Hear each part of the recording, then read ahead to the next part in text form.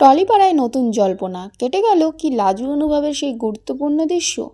জি বাংলা জনপ্রিয় ধারাবাহিক কোণে দেখা আলো নিয়ে আবারও শুরু হয়েছে নতুন আলোচনা।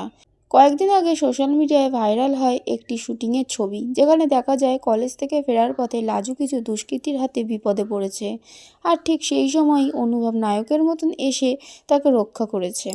ছবিটি প্রকাশ্যে আসার পর থেকেই দর্শকদের মধ্যে তৈরি হয় তীব্র উত্তেজনা। কারণ এই দৃশ্যটি শুধু একটি অ্যাকশন মুহূর্ত নয়, এটি ছিল লাজু ও অনুভবের সম্পর্কের গভীরতা বোঝানোর একটি বড় মোড়।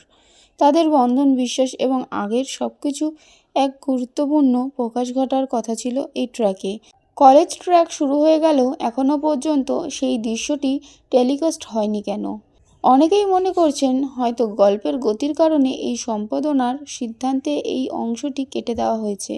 তবে দর্শকদের বড় অংশের দাবি এই দৃশ্যটি দেখানো হোক সম্পূর্ণভাবে, কারণ লাজু কলেজ জীবন এবং অনুভবের সাথে তার সংযোগ ঠিকঠাকভাবে তুলে ধরতে এই মুহূর্তটি ছিল অত্যন্ত জরুরি।